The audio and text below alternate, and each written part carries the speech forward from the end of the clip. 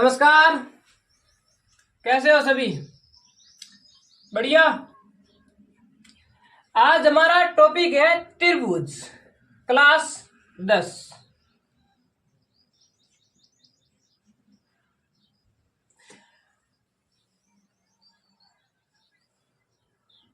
तीन भुजाओं से घिरी बंद आकृति को त्रिभुज कहते हैं। यानी जो तीनों भुजाएं हैं इनसे घिरी बंद आकृति होती है वो आपका त्रिभुज कहलाती है। अब त्रिभुज अलग अलग प्रकार के होते हैं, यानी ऐसा त्रिभुज जिसमें तीनों भुजाएं आपकी बराबर हो, यानी तीनों भुजाएं हैं वो समान रूप से क्या हो, बराबर, तो उसे बोलते हैं समबाहु त्रिभुज।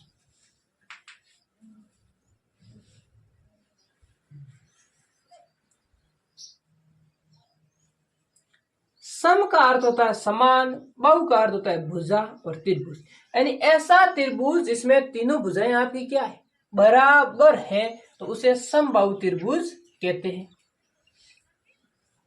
और ऐसा त्रिभुज जिसमें दो भुजाएं बराबर हो, यानी इस त्रिभुज में कोई भी आपकी दो भुजाएं बराबर हो, उसे बोलते हैं समद्विबाहु त्रिभुज।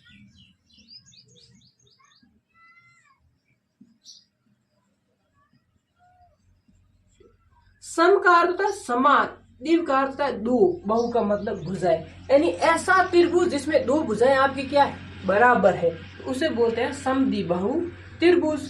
और एक होता है विषम बाहु त्रिभुज जिसमें तीनों भुजाएं आपकी क्या है, अलग अलग है, विषम बाहु त्रिभुज।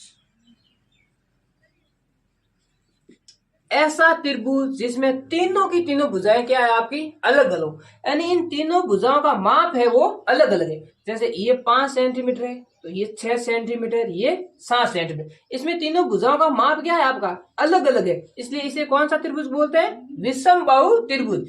इसे समबाहु त्रिभुज कहा हमने, तो इसमें क्या है, तीनों भुजाओं का जो माप है वो बराबर है, यानी ये 5 सेंटीमीटर है तो ये भी भुजा आपकी 5 सेंटीमीटर है और ये भी भुजा आपकी 5 सेंटीमीटर। इसको बोला हमने समद्विबाहु त्रिभुज, यानी इसमें दो भुजाएं बराबर है। यदि ये 4 सेंटीमीटर है तो ये भी 4 सेंटीमीटर और ये 5 सेंटीमीटर, यानी एक भुजा का माप अलग है और दो भुजाओं का आपका माप बराबर है, इसलिए ये है समद्विबाहु त्रिभुज। इसमें तीनों भुजाओं का माप आपके बराबर है, इसलिए बोलते हैं समबाहु त्रिभुज। और इस त्रिभुज में तीनों भुजाओं का माप अलग अलग है, इसलिए बोलते हैं विषमबाहु त्रिभुज। ये तो भुजाओं के आधार पर हुआ। अब कौन के आधार पर होता है, यानी त्रिभुज का जो क्षेत्रफल होता है वो 1/2 आधार गुणा ऊंचाई, यानी त्रिभुज का क्षेत्रफल है वो 1/2 आधार गुणा ऊंचाई। त्रिभुज का क्षेत्रफल 1/2 आधार गुणा ऊंचाई। और त्रिभुज का परिमाप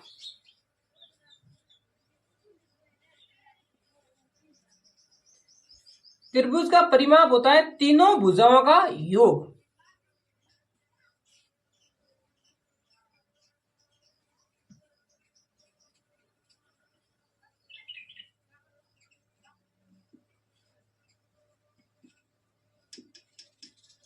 त्रिभुज का परिमाप होता है तीनों भुजाओं का योग। योग का मतलब होता है जो तीनों भुजाओं की लंबाई है, इन तीनों भुजाओं की लंबाई को जोड़ लोगे तो इस त्रिभुज का परिमाप आपके पास आ जाएगा। अब हम देखते हैं त्रिभुज कोण के आधार पर, यानी कोण के आधार पर त्रिभुज कौन कौन से होते हैं और कितने प्रकार के होते हैं। ये त्रिभुज है, त्रिभुज के तीनों कोणों का योग होता है 180 डिग्री। त्रिभुज के तीनों कोणों का योग है जो 180 डिग्री होता है, यानी ऐसा त्रिभुज जिसमें तीनों के तीनों कोण है वो न्यून कोण है, न्यून कोण, तो उस त्रिभुज को बोलेंगे न्यून कोण त्रिभुज।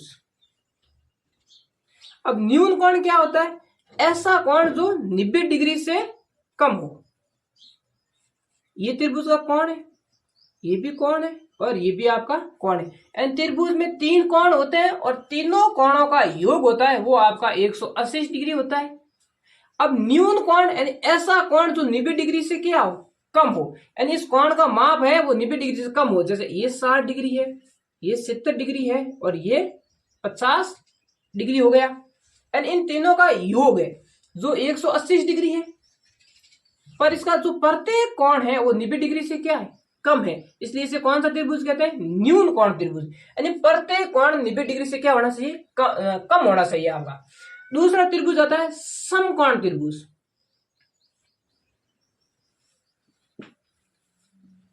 समकोण त्रिभुज ऐसा त्रिभुज जिसमें कम से कम एक कोण है वो कितना होगा आपका, 90 डिग्री का होगा, तो उसे समकोण त्रिभुज कहते हैं। और बाकी दो कोण न्यून कोण होंगे, तो उसे कौन सा त्रिभुज बोलेंगे, समकोण। यानी एक न्यून कोण हो सकता है, एक अधिक कोण हो सकता है, पर एक आपका 90 डिग्री का होगा। वैसे अधिक कोण नहीं हो सकता, क्योंकि अधिक कोण होता है वो एक 90 डिग्री से अधिक के कोण को अधिक कोण कहते हैं। तो इसमें एक 90 डिग्री का है और बाकी दो कोणों का योग 90 डिग्री होगा। तो इन त्रिभुज के तीनों कोणों का योग कितना होता है, 180 डिग्री, जिसमें एक कोण 90 डिग्री का हो तो उसे समकोण त्रिभुज कहते हैं। तीसरा त्रिभुज आता है अधिक कोण त्रिभुज।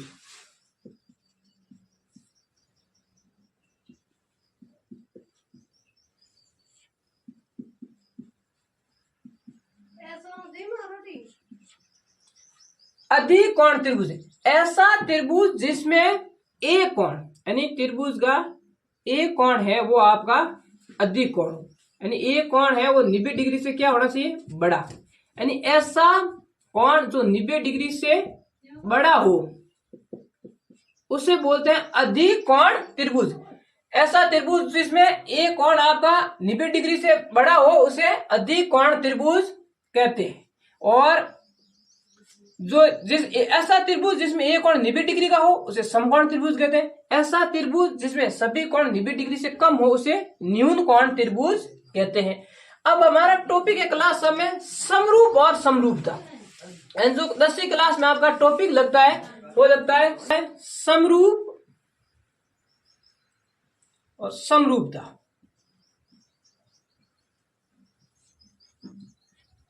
समरूप और समरूपता ये त्रिभुज से संबंधित है, यानी ऐसा त्रिभुज जो दिखने में क्या हो, समान। यानी ये दो त्रिभुज है, ये दिखने में समान है, यानी इनका आकार अलग अलग हो सकता है, आकार भिन्न हो सकता है, पर जो इनके कोण है वो तो बराबर होंगे। यानी ये 60 डिग्री का कोण है तो ये भी इसमें 60 डिग्री का कोण होगा। ये यदि 70 डिग्री का कोण है तो ये भी 70 डिग्री का कोण होगा। ये 50 डिग्री का कोण है तो ये भी 50 डिग्री का कोण होगा। यानी जो इनके माप है वो बराबर होंगे पर आकार अलग अलग होगा। यानी ये छोटा हो सकता है और ये बड़ा हो सकता है, यानी इसका क्षेत्रफल और परिमाप अलग अलग हो सकता है, यानी आकार भिन्न भिन्न हो सकता है, पर जो इनके मापदंड है वो बराबर होंगे, तो उसे बोलते हैं समरूप त्रिभुज। और दूसरा होता है सर्वांग सम। सर्वांग सम का मतलब होता है दिखने में भी एक जैसे हो और उनके आकार भी समान हो, तो बोलेंगे सर्वांग सम।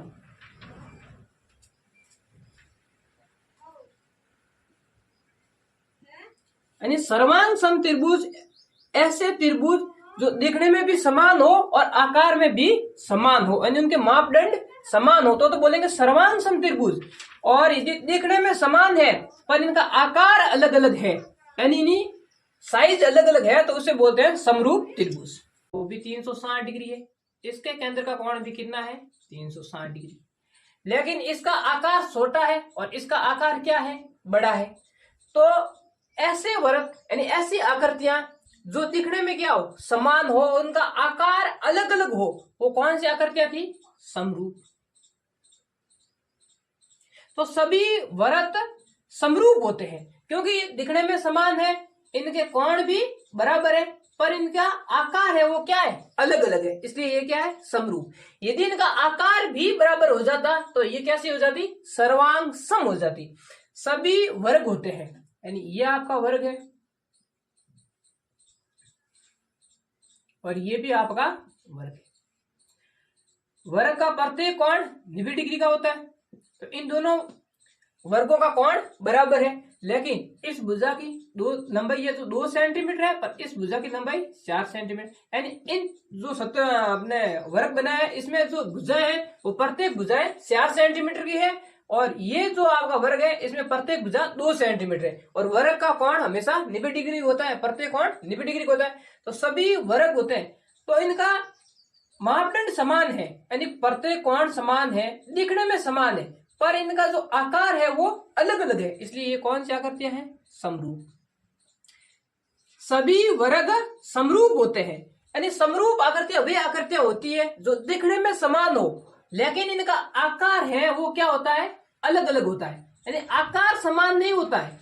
यदि आकार भी समान हो जाए तो वो कैसी हो जाएगी? सर्वांग सम हो जाएगी। फिर सभी त्रिभुज समरूप होते हैं। और कौन कौन से त्रिभुज समरूप होते हैं? तो हमने त्रिभुज पहले पढ़े हैं, समबाहु त्रिभुज, समद्विबाहु त्रिभुज और विषमबाहु त्रिभुज। तो विषमबाहु त्रिभुज में तीनों भुजाएं अलग अलग होती है, तो तीनों भुजाओं का माप यदि अलग अलग होगा तो वो समरूप नहीं हो सकते।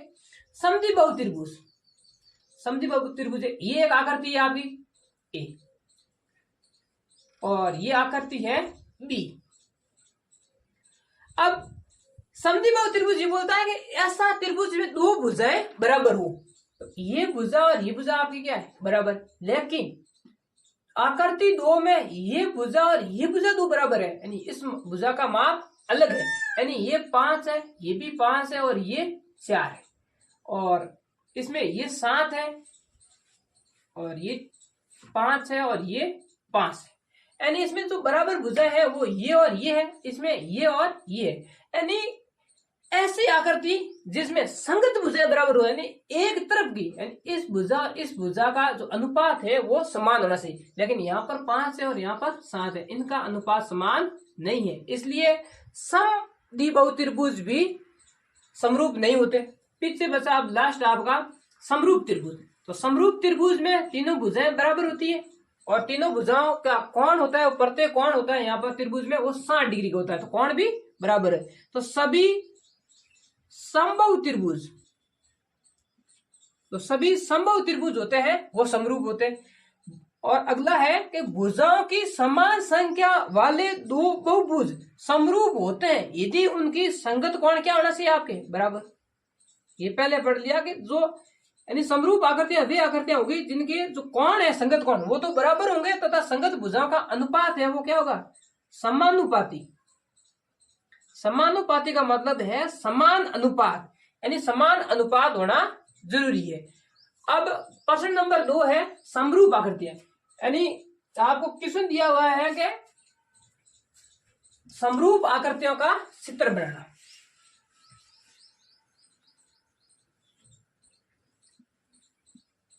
समरूप आकृति का चित्र बनाना है, तो ये आकृति, ये लो आकृति, ये त्रिभुज है आपका समबाहु त्रिभुज, और ये भी त्रिभुज है समबाहु त्रिभुज। और समबाहु त्रिभुज समरूप होते हैं, ये हमने पहले के तीसरे में पढ़ा था। सभी समबाहु त्रिभुज समरूप होते हैं, तो ये आकृति होगी। और समरूप आकृतियां नहीं है, समरूप आकृतियां नहीं है तो समद्विबाहु त्रिभुज, समद्विबाहु त्रिभुज। तो समद्विबाहु त्रिभुज है वो आपका समरूप नहीं होता क्योंकि उनका भुजाओं का अनुपात अलग अलग हो सकता है। अब क्वेश्चन नंबर 3, यानी शतुर्भुज जो नीचे दिए गए शतुर्भुज है वो समरूप है या नहीं है ये चेक करना है। तो इनके भुजाओं का अनुपात बराबर आ रहा है, यानी समानुपात आ रहा है।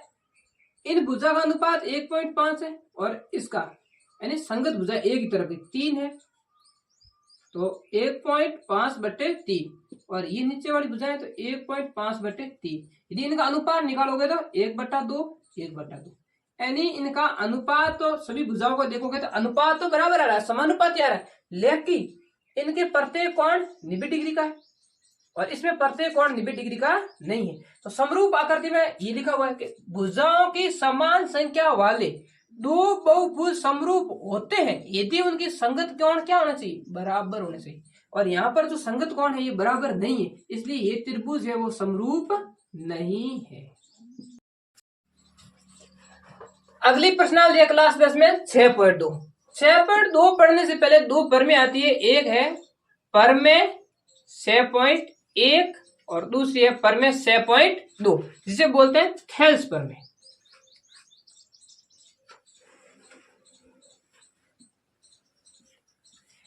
अब हम पढ़ते हैं परमेय 6.1।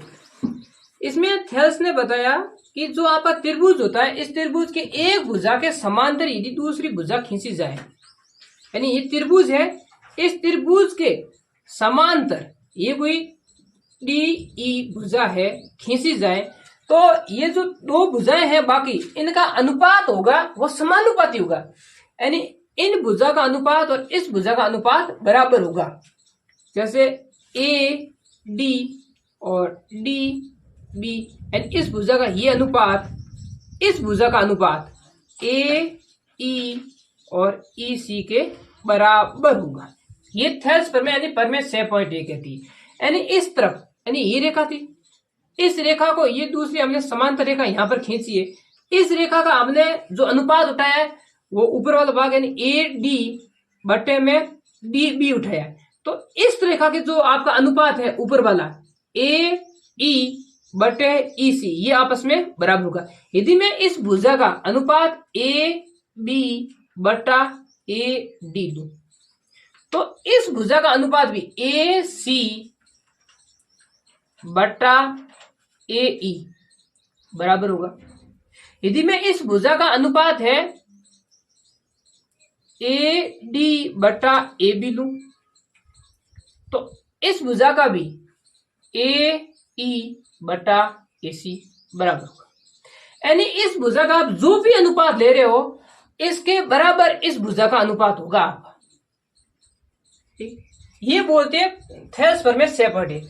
अब थेल्स परमेय जो 2 है, परमेय 6.2, ये बोलती है कि यदि इन भुजाओं का आपका अनुपात है, यदि ये भुजाओं का अनुपात आपस में बराबर है तो जो भुजा आपने तीसरी भुजा के समांतर रेखा खींची है, ये भुजा आपस में क्या होगी, समरूप होगी, यानी बी सी समरूप डी ई होगी।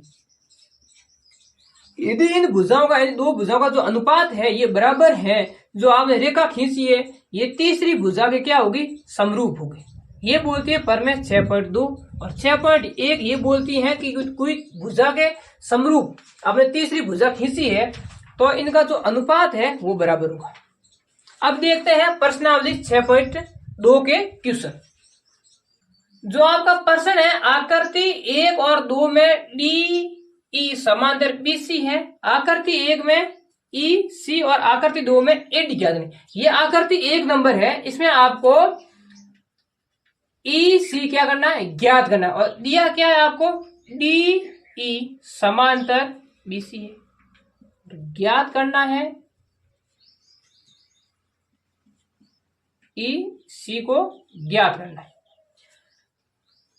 परमेय 6.1 के अनुसार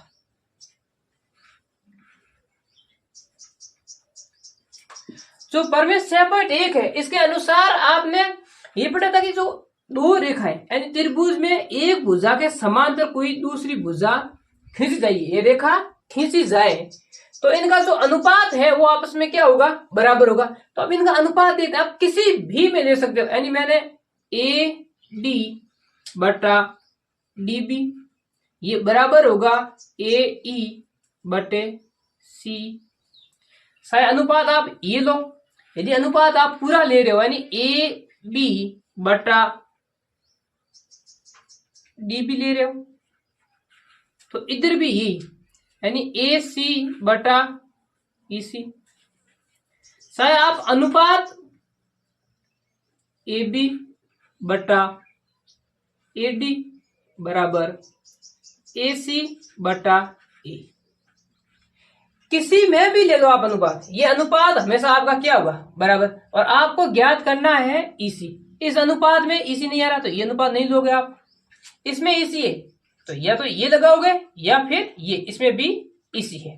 तो हम करते हैं अब इसको सॉल्व। यानी परमेय 6.1 के अनुसार ए डी बटे डी बी बराबर ए ई बटे सी है। तो ए डी का मान कितना है, 1.5, डीबी का मान है 3, और ए ई का मान है 1 और सी ई ज्ञात करनी है। तो वज्र गुणा 1.5 गुणा सी ई बराबर 3 और ए का गुणा। अब ये गुणा में है तो इस तरफ जाकर भाग में चली जाएगी। तो सी ई बराबर 3/1.5। सी ई बराबर, ये पॉइंट हटाए तो ऊपर 0, 3 का भाग 15 का भाग 30 में 2 बार 2 सेंटीमीटर। तो सी ई की लंबाई 2 सेंटीमीटर। अब इनकी आकृति जो दूसरी है वो देखते हैं। आकृति नंबर 2, जो आकृति 2 है इसमें एडी ज्ञात करना है। तो दिया हुआ है डी समांतर बीसी है और जो ज्ञात करना है वो एडी ज्ञात करना है। तो पर में 6.1 के अनुसार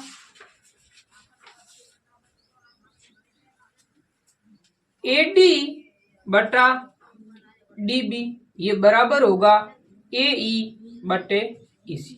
ये हमने पर में 6.1 में पढ़ा है। तो एडी का मान ज्ञात करना है। तो एडी बटा डीबी का मान है 7.2 बराबर एई का मान है 1.8 और ई सी का मान है 5.4। इनका वज्र गुणा एडी यानी 5.4 गुणा एडी बराबर 1.8 गुणा 7.2। ये गुणा में है तो इस तरफ जाकर भाग में। तो ए डी बराबर 1.8 गुणा 7.2 बटे 4.5। ये पॉइंट से पॉइंट कैंसल और इस पॉइंट का बटे में 10। 18 का भाग 54 में 3 बार और 3 का भाग 72 में 24 बार और बटे 10। 10 का भाग 24 में 2.4 सेंटीमीटर। तो एडी का मान कितना आया? 2.4 सेंटीमीटर। लिखना है तो लिख लो, लिखो इसको। प्रश्न 2 है जिसमें एक त्रिभुज पीक्यूआर दिया हुआ है जिसमें क्रमशः बीच में जो बिंदु है वो ई और एफ दिया हुआ है और आपको सिद्ध करना है ई एफ समांतर क्यू आर है या नहीं है। तो जो दूसरे का पहला है इसमें लिखा हुआ है पीई बराबर 3.9 सेंटीमीटर और ई क्यू बराबर 3 सेंटीमीटर, पी एफ बराबर 3.6 सेंटीमीटर, एफ आर बराबर 2.4 सेंटीमीटर। परमेय 6.2 के अनुसार, तो परमेय 6.2 बोलती है कि पीई बटे ई क्यू बराबर पी एफ बटे एफ आर। यदि ये बराबर है तो आपका ई एफ समांतर क्यू आर होगी, अन्यथा नहीं होगी। तो पी का मान है 3.9 सेंटीमीटर, ई क्यू का मान है 3 सेंटीमीटर बराबर पी एफ का मान है 3.6 सेंटीमीटर और एफ आर का है 2.4 सेंटीमीटर। पॉइंट से पॉइंट कैंसिल हो गया, ये पॉइंट हटा तो बट्टे में 10। तो 39 बट्टे 30 बराबर 36 बट्टे 24। 3 का भाग 30 में 10 बार जाता है और 39 में 13 बार। 3 का भाग 24 में 8 बार और 36 में 12। तो अनुपात आया है 13 बटे 10 बराबर 12 बटे 8। क्या ये अनुपात बराबर है? नहीं है। यदि ये अनुपात बराबर नहीं है तो ई एफ समांतर क्यू आर नहीं है। एसपी अति सीधा। हाँ, जो दूसरा क्वेश्चन है इसमें पी बराबर 4 सेंटीमीटर और ई क्यू बराबर 4.5 सेंटीमीटर है और पी एफ बराबर 8 सेंटीमीटर और एफ आर बराबर 9 सेंटीमीटर। आपको सिद्ध करना है कि ई एफ समांतर क्यू आर है या नहीं है। तो स्वयं पर में लगानी, जो प्रश्न आपने 2.1 में लगाई, पर में 6.2 के अनुसार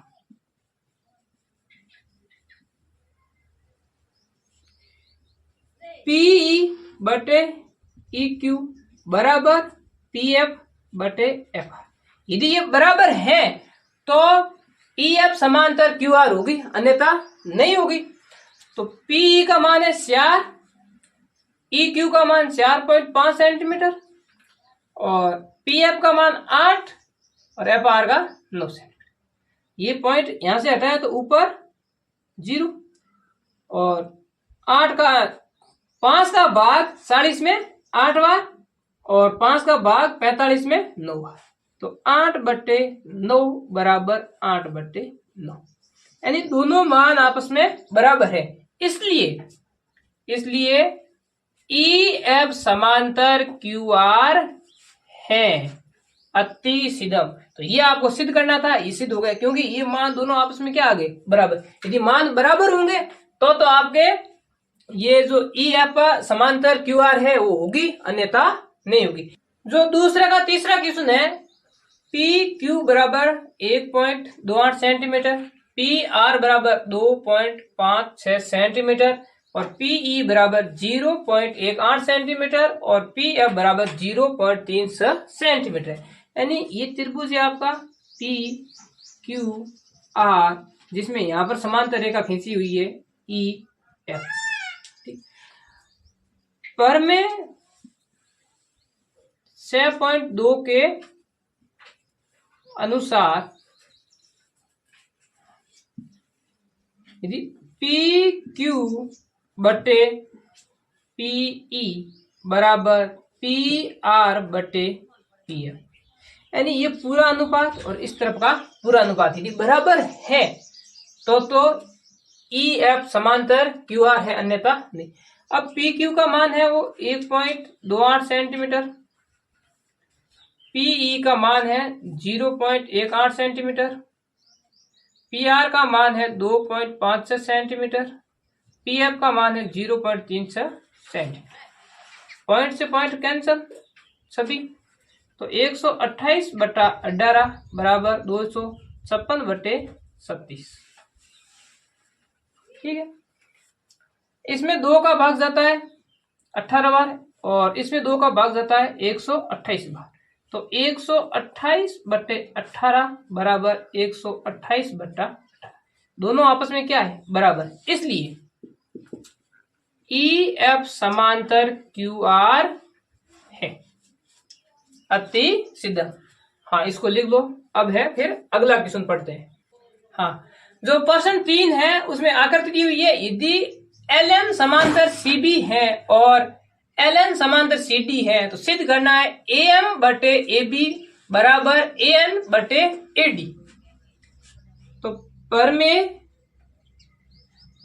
6.1 के अनुसार